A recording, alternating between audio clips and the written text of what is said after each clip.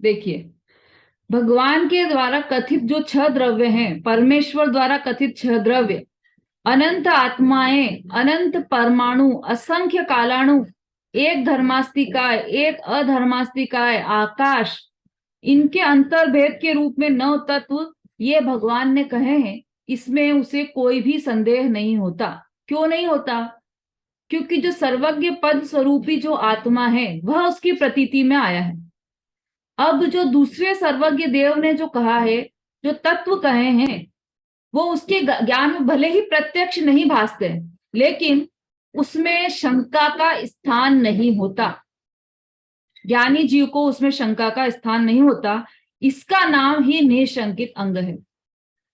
ये सम्यक्त का पहला अंग है, सम्यक्त का पहला व्यवहार अंग है।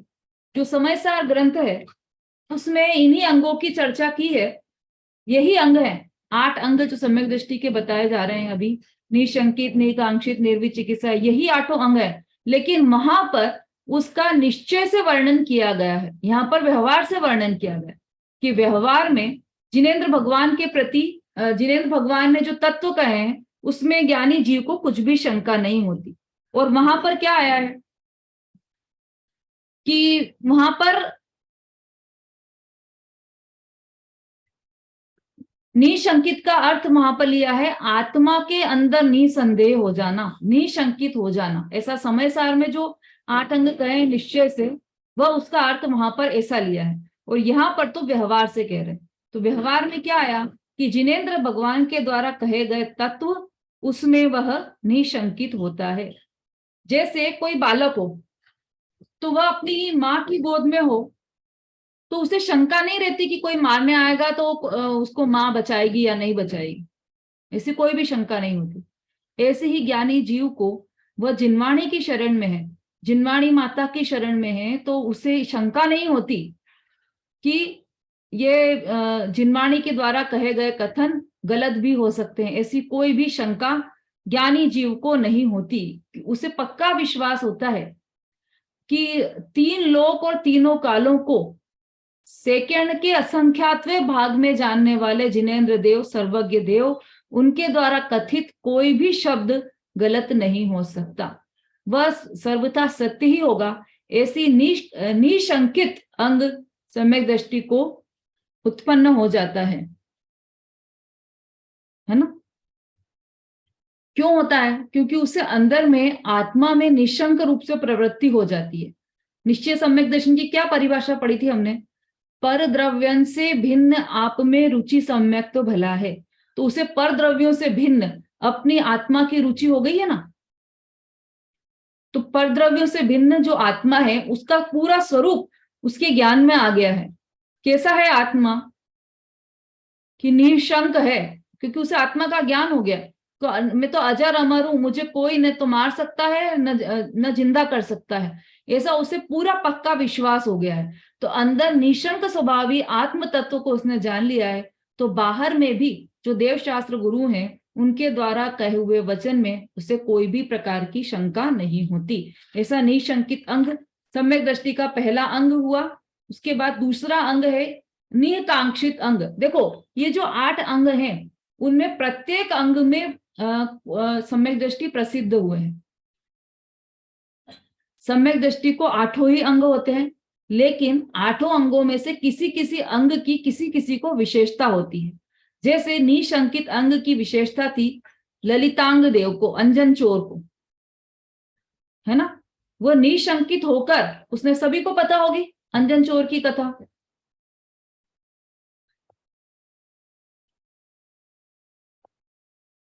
उसने निशंकित होकर जिन वचनों पर श्रद्धा की तो उसे सम्यक तो प्राप्त हो गया था। है ना। तो वो अंजन चोर को निशंकित अंग में विशेषता प्राप्त थी। ऐसा नहीं कि बाकी के अंग उसे नहीं थे, सभी अंग थे, लेकिन मुख्यता से अंजन चोर निशंकित अंग में प्रसिद्ध हुआ है ना। अब आप लोगों का होमवर्क ये है कि जैसे आज हमारी दो अंग की चर्चा चलेगी, तो कल किन्हीं दो लोगों को निशंकित और निकांक्षित दोनों अंग पर जो प्रसिद्ध हुए हैं उनकी कथा यहाँ पर सुनानी रहेगी शॉर्ट में, और कक्षा के प्रारंभ में। तो मैं अंतिम में आप हैंड रेस कीजिएगा कि कौन कौन सुनाना चाहता है। अभी अपन आगे बढ़ते हैं। दूसरा अंग है निकांक्षित अंग। धर्म को धारण करके सांसारिक सुखों की इच्छा न करे सो निकांक्षित अंग है। देखो, धर्म को धारण करके, देख इसमें क्या आई थी लाइन, धार वृष, धार वृष, वृष अर्थात धर्म, धर्म को धारण करके सांसारिक सुखों की इच्छा न करना सो निकांक्षित अंग है। ये तो गजब का अंग प्रकट हुआ है सम्यक दृष्टि जीव को, कि वह पूजा भी करता है तो वहां पर निकांक्षित होता है, उसे भव सुख की वांछा नहीं रहती कि मैं अगले भव में स्वर्ग में जाऊं, अगले भव में मुझे मनुष्य जन्म मिले, ऐसी कोई भी वांछा सम्यक दृष्टि जीव को नहीं होती। हमारी क्या वांछा रहती है, जब भी हम दर्शन करें तो हमारे मन के किसी न किसी कोने में कोई न कोई वांछा अलग निश्चित रूप से चलती ही रहती है। ये तो हम इतना समझने लगे हैं इसलिए हम इतना ही कर रहे हैं, लेकिन कई लोग तो स्पष्ट रूप से महावीर जी जाते हैं कि हमारी यह वांछा है कि पुत्र हो जाए। तो महावीर जी में क्या करते हैं, वो मुझे तो कुछ ज्यादा जानकारी नहीं है उसकी, लेकिन शायद उल्टा साथिया बनाते हैं और जो जो भी वो क्रियाएं करते हैं कि हमें पुत्र हो जाए। बोलो, वीतरागी देव पंचवैलयती तीर्थंकर महावीर भगवान का नाम है, स्वयं तो बालयती है और उनसे हम वांछा क्या कर रहे हैं कि हमें पुत्र की प्राप्ति हो जाए, है ना। पार्श्वनाथ भगवान सब संकट हरता है, मेरा पुत्र परीक्षा में पास हो जाए वहां जाकर, और यदि परीक्षा में पास हो गया तो ये तो अपन तो जैन है, तो अजैनियों में भी खूब चलती है ये तो बात कि वहां पर दर्शन करने गए। हाँ रुकिए स्वस्ति जी, जरा अभी एंड में पूछिएगा।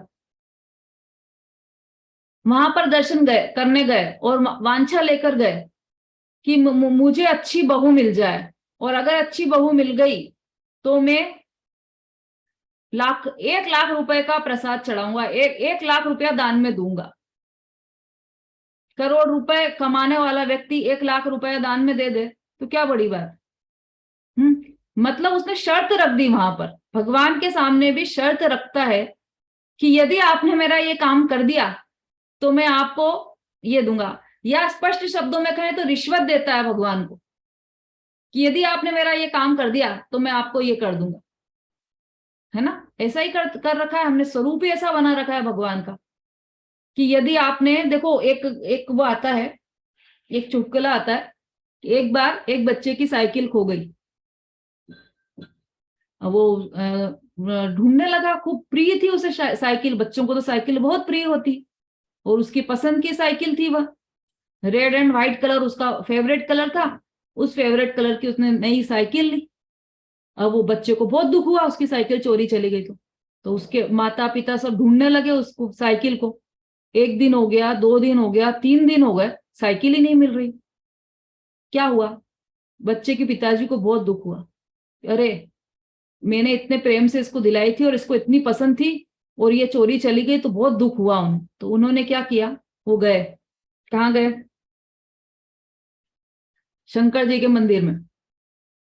और वहां पर कौन कौन था, शंकर जी, पार्वती जी और गणेश जी, माता पिता और पुत्र तीनों विराजित थे। तो वो आया और उसने, मतलब बच्चे के पिताजी आए वहां पे और बोले कि देखो भगवान, मेरे बच्चे की बहुत प्रिय साइकिल थी, वो साइकिल चोरी चली गई और आप वो साइकिल मुझे लौटा दो। अगर आपने साइकिल लौटा दी तो मैं ₹1.25 का प्रसाद चढ़ाऊंगा, नारियल फोड़ूंगा, और जो जो भी वो करते हैं वो करूंगा सब। बोल के चला गया। उसके बाद 2 दिन और निकल गए, 5 दिन हो गए। अब उसके क्रोध की सीमा नहीं रही, तो वो आया मंदिर में और उसने गणेश जी की मूर्ति उठाई और चल दिया। तो वो जो चपरासी था उसने पूछा, अरे ये कहाँ लेके जा रहे हो? तो उसने क्या बोला कि इनसे कह देना भगवान से कि मेरे मेरे बच्चे को इनने दुख दिया है, यदि मेरे बच्चे की साइकिल इनने वापस लौटा दी तो मैं इनका बच्चा वापस कर दूंगा। मैं इसको बच्चे को किडनैप करके ले जा रहा हूं, इनने मेरे बच्चे की चीज वापस करे, ये मेरे बच्चे की चीज वापस करेंगे तो मैं इनका बच्चा वापस इन्हें कर दूंगा, है ना। तो जैसी ऐसी उल्टी मान्यता के साथ हमने हमारा अनादिकाल से समय व्यतीत किया है, यही मानकर कि भगवान ही करता धरता है, भगवान ने ही साइकिल चुराई है, भगवान ही वापस करेंगे, भगवान मेरा अच्छा कर देंगे, मैं जैसा चाहूंगा वैसा भगवान कर देंगे, मेरी सारी अनुकूलताएं भगवान ही करेंगे, इसीलिए मैं उनकी पूजा करता हूं, इसीलिए मैं विधान रचाता हूं, इसीलिए मैं प्रतिदिन उनके दर्शन का मैंने नियम बना रखा है ना। कितनी सारी कल्पनाएं अपने मन में, मन के कोनों में इधर उधर चलती हैं। ये तो मोटी मोटी है, हमको ऐसा लगता है कि हम तो ऐसा नहीं करते, हम तो ऐसा नहीं करते, लेकिन अपने मन को आप टटोलोगे ना कहीं ये बात आपको जरूर मिलेगी कि ये कुछ ना कुछ हमारे अंदर चल रहा है। हम प्रतिदिन दर्शन करते हैं तो हम लास्ट में ना जो भगवान जो झंडा रहता है मंदिर में उसे रोज नमस्कार करके आते। एक दिन वो झंडे को नमस्कार करना भूल गया, घर आया और घर में पूरे दिन कांच कांच की ग्लास फूट रही है, कभी कुछ हो रहा है, कभी कुछ गलत न्यूज आ गई, ये हो रहा है। हमें क्या लगता है कि अरे आज हमने वो झंडे को नमस्कार करना रह गया ना, इसलिए आज पूरा दिन खराब गया हमारा, ये तो आज हमसे गलती हो गई, आज हमने उस झंडे को तो नमस्कार ही नहीं किया। ऐसा चलता है ना हमें, जबकि वास्तव में विचार किया जाए तो ये आपस में संबंध ही नहीं है कुछ इन चीजों का। क्यों नहीं है संबंध? हमें ऐसा लगता है ना हमारे ऐसे परिणाम, मंद कषाय रूप जो परिणाम होते हैं उसके कारण पुण्य बंधता है और पुण्य के उदय में सब अच्छी अच्छी चीजें हो जाती है। पर हमने आज कम पुण्य बांधा, आज हमने दो भगवान के, दो मंदिरों के दर्शन, हम रोज 5 मंदिर के दर्शन करते हैं, आज 2 मंदिर के दर्शन नहीं किए हमने तो हमारा पुण्य नहीं बंधा, इसलिए उदय में यह सब आया है हमें, ऐसा लगता है। और उदय में ये आया है हमारे, तो ये इससे हम दुखी हैं, ये हमारी उल्टी मान्यता चल रही है। सबसे बड़ी बात तो ये, हमने संयोगों को ही अनुकूल और प्रतिकूल मान रखा है, जबकि सबसे बड़ी गलती हमारी यही है। ज्ञानी जीव संयोगों को अनुकूल और प्रतिकूल नहीं मानता, इसलिए वह निर्वांछक होता है, भगवान के समक्ष वह कोई भी वांछा नहीं रखता, भव सुख की वांछा भी नहीं रखता। ये तो बहुत दूर की बात है, सांसारिक वांछाएं तो बहुत दूर की बात है कि मुझे पुत्र पैदा हो जाए तो मैं ये ऐसा करूंगा, ये सब वांछाएं तो बहुत दूर की बात है। यहां तक कि मेरा मरण हो तो मेरा अगला भव स्वर्ग में हो, मेरा अगला भव मनुष्य गति में मिले, यह वांछा भी ज्ञानी जीव भगवान के समक्ष नहीं करता, यह वांछा उसके नहीं रहती, क्योंकि वह जानता है कि कर्म के अधीन है ये सब। जैसे कर्म बंधेंगे, जैसे कर्म उदय में आएंगे उसी तरह की गति मिलेगी, लेकिन देव गति में जाकर भी मैं सुखी हो जाऊंगा यह संभव नहीं है। मुझे सुखी होना है तो मैं नरक में भी सुखी रहूंगा। कैसे? कि अपनी आत्मा का सच्चा श्रद्धान करके, अपनी आत्मा के अनंत गुणों का आनंद भोग कर मैं नरक में भी सुखी रहूंगा।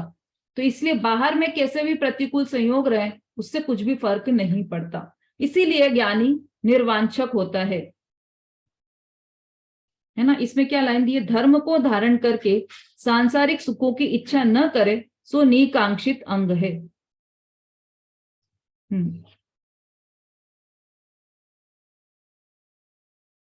निशंकित और निकांक्षित, ये 2 अंग हो गए हमारे। हाँ, इसकी है ना भावार्थ में से अपन ये भी पढ़ लेते हैं, भावार्थ में भी निशंकित और निकांक्षित अंग के बारे में क्या दिया है, उसके बाद हम आगे बढ़ेंगे। भावार्थ पढ़िए।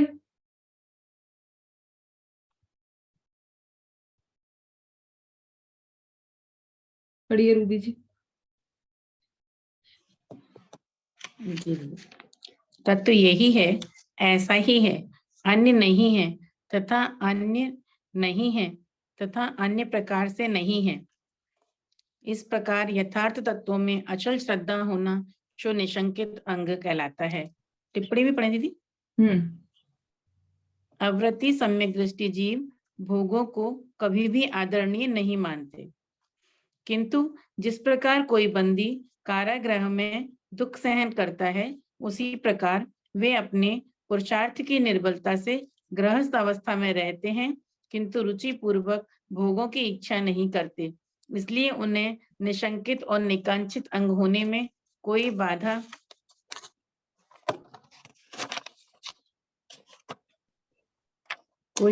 नहीं आती। धर्म सेवन करके उसके बदले में सांसारिक सुखों की इच्छा न करना उसे निकांक्षित अंग कहते हैं। मुनिराज, ये तो उसका हो जाएगा।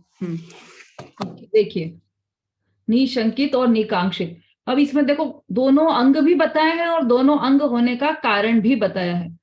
पहले अंग की बात कर लेते हैं। तत्व यही है, ऐसा ही है, अन्य नहीं है तथा अन्य प्रकार से नहीं है। इस प्रकार यथार्थ तत्वों में अचल श्रद्धा होना सो निशंकित अंग कहलाता है। अचल, अचल अर्थात जो चलायमान नहीं होगी, ऐसी श्रद्धा है ज्ञानी जीव की कि तत्व यही है। ऐसा नहीं है कि पता नहीं, इसमें लिखा तो है कि ये तत्व साथ ही होते हैं, अब पता नहीं ये है कि नहीं, संवर्ण इजरा तत्व होता है कि नहीं कोई, और ये इन्होंने लिखा तो है कि मोक्ष में सुख है, पता नहीं वहां पे तो है कि नहीं है। और वो सिद्ध जीव मोक्ष में जाने के बाद वापस संसार में आते हैं कि नहीं, क्या पता। अब इसमें लिखा तो ऐसा है, पता नहीं, ऐसा लगता नहीं, क्योंकि वहां क्या करेंगे, कितने दिन मजा आएंगे उनको, कभी तो आएंगे इसे ना लौट कर पृथ्वी पर। ऐसी शंका करता है तत्व में। और द्रव्यों के बारे में भी, अब धर्म द्रव्य अधर्म द्रव्य किसने देखा है, क्या पता, यहां लिख दिया तो हमने मान लिया। ऐसा हर तत्व में शंका करता है अज्ञानी जीव। लेकिन ज्ञानी जीव किसी भी तत्व में किसी भी प्रकार से कोई भी शंका नहीं करता। कारण क्या है उसका, ये टिप्पणी में बताया है। अव्रति सम्यक दृष्टि जीव भोगों को कभी भी आदरणीय नहीं मानते। उनके लिए आदरणीय नहीं है। हम भोगों को आदरणीय मानते हैं। ठंड में हमें रजाई मिल जाए, सॉफ्ट ब्लैंकेट मिल जाए तो खुश हो जाते हैं। भोग हमारे लिए आदरणीय है, उसके लिए हम कुछ भी कर गुजरने को तैयार रहते हैं।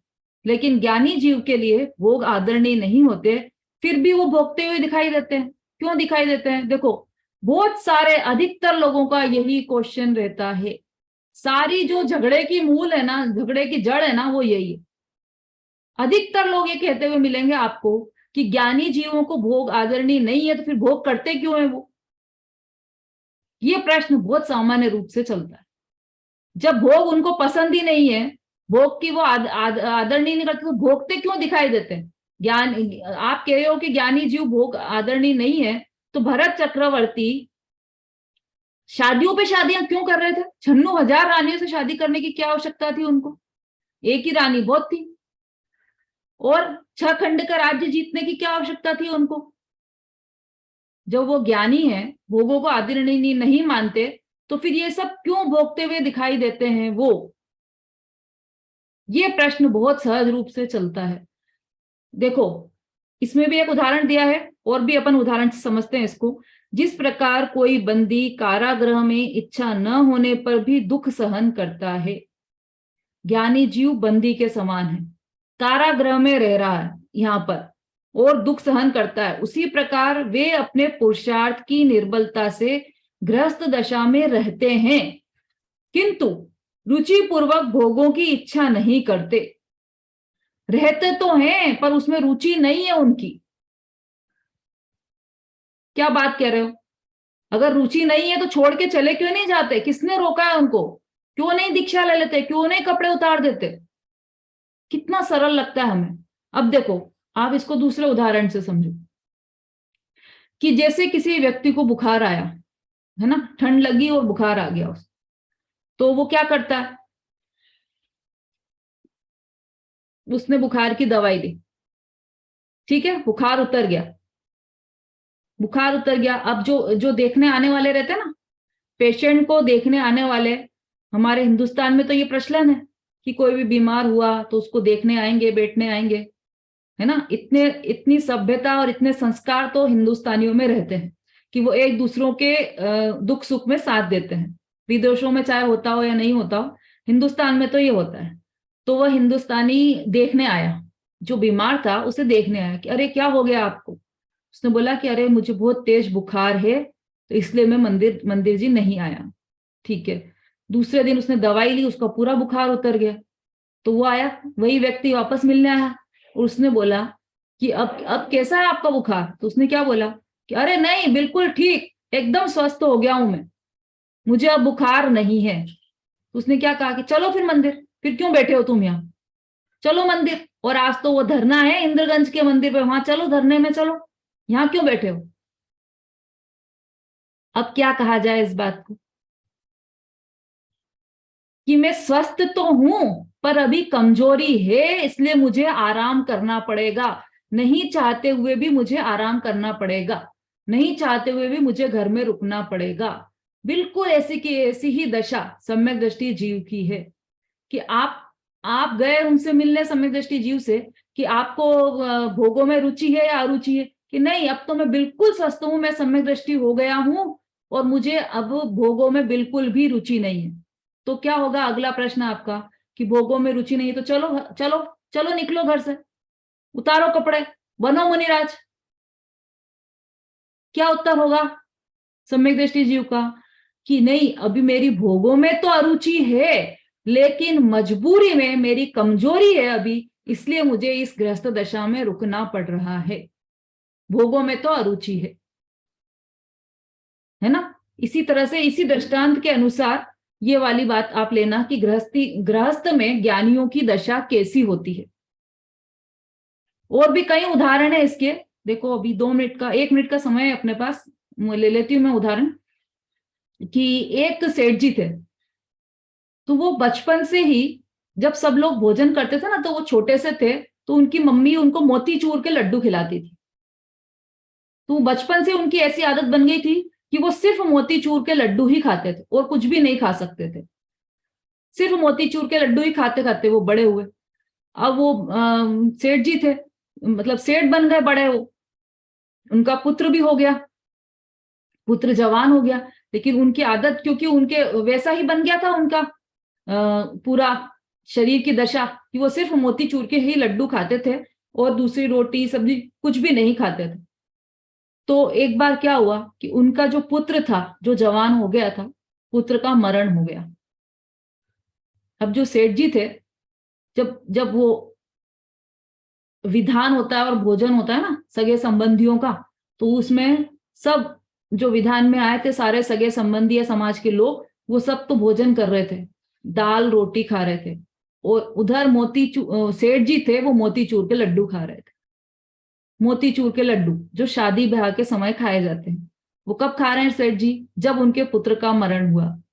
तो लोग क्या कह रहे हैं कि देखो इस सेठ को, इसको पुत्र के मरने का, पुत्र के मरण का बिल्कुल भी दुख नहीं है, ये तो खुशी मना रहा है कि ये मोतीचूर के लड्डू खा रहा है, तो इसको खुशी है क्या कि इसका पुत्र मर गया। ऐसी बात समाज भी नहीं करेगा, क्योंकि वो जानता है कि इधर आंखों से आंसू बह रहे हैं और इधर सेठ जी मोतीचूर के लड्डू खा रहे हैं उसी समय।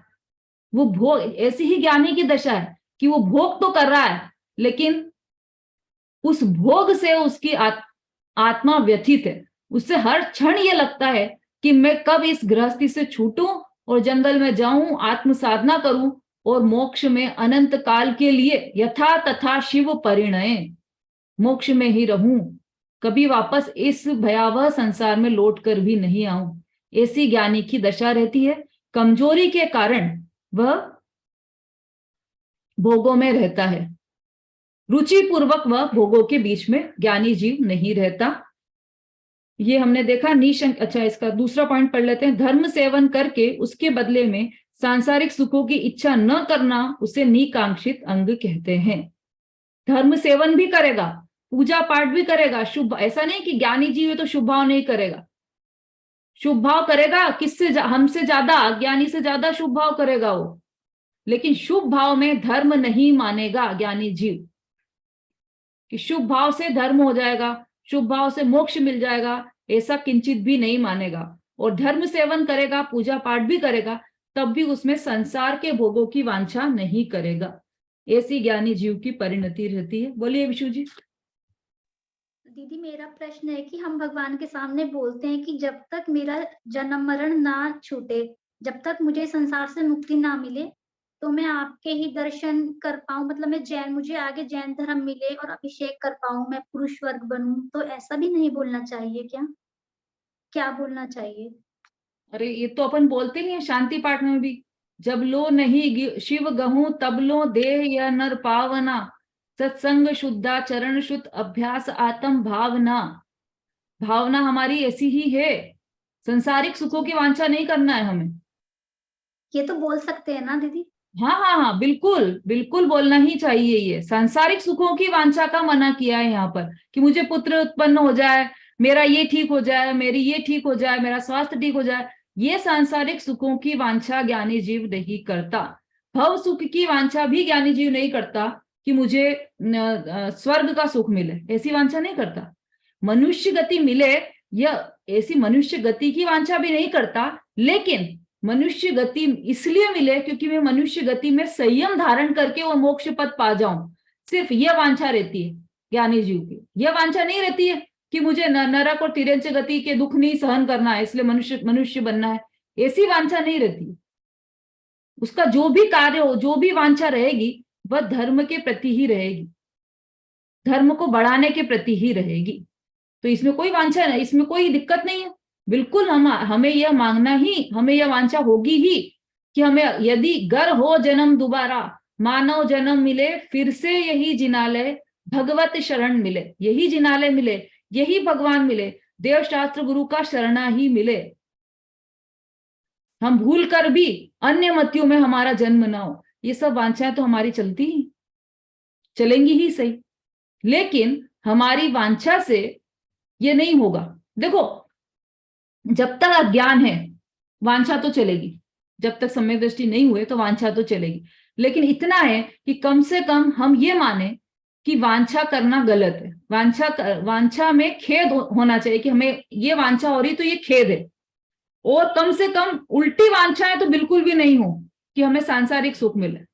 और वांछा हो तो इतनी इतनी रहती है बस हमें, क्योंकि वो तो सहज होगी वांछा, आपके रोकने से रुकेगी नहीं। दूसरी वांछाएं हो उससे बेटर है कि आप ये समझें कि हमें मानव जन्म मिले और जिनवाणी और जिन धर्म का साथ मिले, बस यही वांछा है। और वास्तव में तो भव की वांछा ही नहीं रहती ज्ञानी जीव के, कि मुझे भव मिले आगे, क्योंकि उसे तो दृढ़ विश्वास है कि मेरी तो मुक्ति पास ही है, मेरे को तो मुक्त होना ही है, अब तो मेरी मुक्ति में कोई देर ही नहीं है। तो वो भव, आगे के भवों की बात ही नहीं करता है ज्ञानी जी। बस वो तो उसे, क्योंकि उसे फर्क ही नहीं पड़ता कि वो किस भव में जाए, इसलिए वो आगे के भवों की चिंता ही नहीं करता, वांछा ही नहीं करता। चलिए, स्वस्ति जी बोलिए।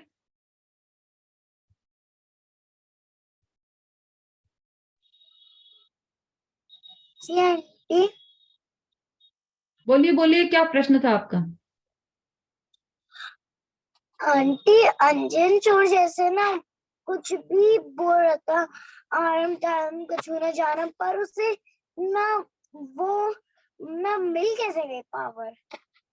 हाँ, बहुत अच्छा प्रश्न है आपका, बहुत ही बढ़िया प्रश्न है, बहुत अच्छा प्रश्न किया स्वस्ति ने। जब वो कुछ भी बोल रहा है तो उसको पावर कैसे मिल गई, आकाशगामिनी विद्या कैसे मिल गई? बहुत अच्छा प्रश्न है, और इसका उत्तर कल की कक्षा में जो आपको कहानी सुनाएंगे ना शुरू में, वो इसका उत्तर देंगे। कल कौन लोग, दो लोग कहानी सुनाने वाले हैं, एक तो रूबी जी का हैंड हमेशा रेज रहता है, हमेशा उत्साही रहती हैं, और दूसरा विशु जी, दोनों ही उत्साही हैं। कल इन दोनों से हम कहानी सुनेंगे, निशंकित और निकांक्षित अंग पर। चलिए, अब भजन कोई लेना है किसी को, शॉर्ट में, एकदम शॉर्ट में?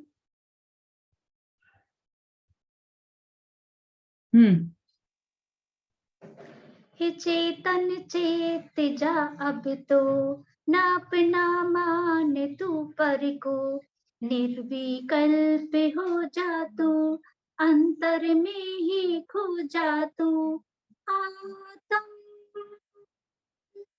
परमात्म, आत्म परमात्म। सुना है मैंने गुरुमुख से